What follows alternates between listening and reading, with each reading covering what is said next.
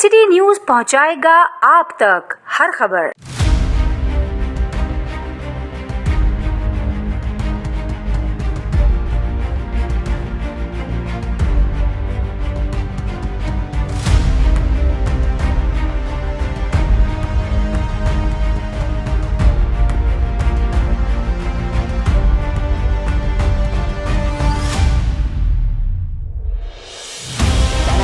Long route banal सूबाई public transport अड्डे और बुकिंग दफातर जो लाइसेंस होल्डर है, जिसको हुकूमत की जानिब से ट्रेड लाइसेंस भी जारी किए गए हैं, 240, 241 का लाइसेंस भी जारी किया है, 109, 110 के लाइसेंस भी होल्डर है ये सब। इसके अलावा हम excise tax, token tax, advance tax, toll tax, route permit, fitness fees समेत दीगर टैक्स की मद में हमसे हुकूमत काफी सारी टैक्सेस वसूल कर रही है, लेकिन इसके बावजूद हमारे दफातर को खिलाफ कानून रेगुलेट करने का पंजाब में, KPK में और बलूचिस्तान में ये कानून है कि जैसे ही 2 रुपए किराया आप डाउन होता है, वो उसी दिन नोटिफिकेशन हो जाता है कमी और इजाफे का। आप मुझे 2016 के बाद रेलवे का किराया कहाँ था, आज कहाँ है, चाय का कप कितने का था, आज कितने का है, और आज हमारा किराया आप उठाकर देखें, हम आपसे जो किराया ले रहे हैं, जो किराया लिस्ट है, आप सुनकर हैरान होंगे कि 2016 में कि हम उससे आपका जो किराया है पंजाब का, KPK का, उससे हम 30% कम किराया ले रहे हैं इस वक्त सिंध में, कराची में।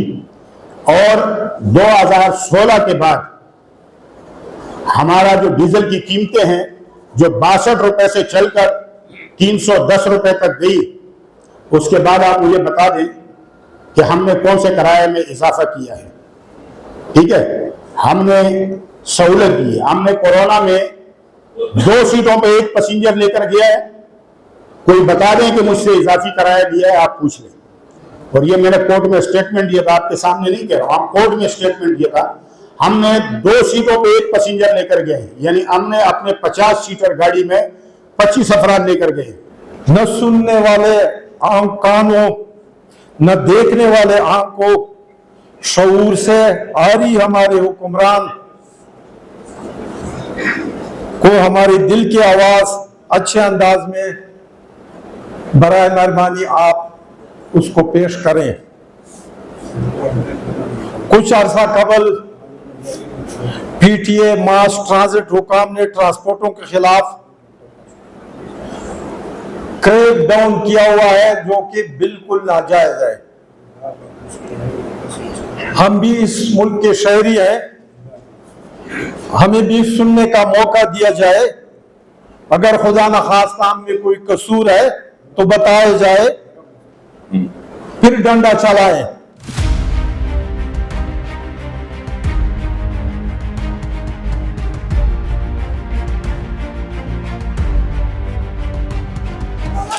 हम पुरअमन और कारोबारी लोग हैं, और हमारी कोशिश गुज़िश्ता 100 दिन से है कि हमारा ये मसला गुफ्तो शनीद के जरिए पुरअमन तौर पर हल हो, आवाम के लिए परेशानी ना हो, कारोबारी अफराद के लिए परेशानी ना हो।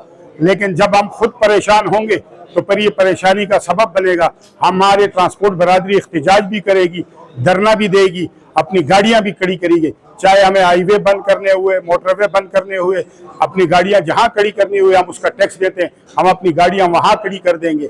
जिस तरह हमने पहले तशरीह सजा कर दी थी कि कमिश्नर कराची को, इसी तरह हम तशरीह सजा के सिंध गवर्नमेंट के नुमाइंदे को देंगे और उनसे कहेंगे कि ये गाड़ियां आप चलाएं, हमसे तो ये नहीं चल सकती है। हम तो इस तरह इस हालात में गाड़ियां नहीं चला सकते कि डकैतियां भी हो, लूटमार भी हो, पैसेंजर भी महफूज ना हो, ड्राइवर भी महफूज ना हो, कैलेंडर भी महफूज ना हो, हमारे सरमायाकारी भी महफूज ना हो। तो ऐसे सूरत में गाड़ी चलाना हमारे लिए मुश्किल और दुश्वार है। हर हद तक जाएंगे जनाब, हर हद तक जाएंगे, क्योंकि हमारे बच्चों की रोजी है, हमारा मुस्तकबिल का सवाल है। हम सिंध गवर्नमेंट को बोलते टर्मिनल दो, हम जा रहे, हम अपनी प्रॉपर्टी में बैठे हुए, अगर वो हमें किसी का किराएदार बना रहे तो हम तो नहीं जा रहे। हम हड़ताल करेंगे, बंद करेंगे शेयर जो नागवार है, जो अच्छा नहीं है। लेकिन अब मुझको शर्जील मेमन साहब हमारे को चाह रहे कि ये शेयर बंद कर दे एक दफा, तो हमारा मस्त कलंदर हो जाए।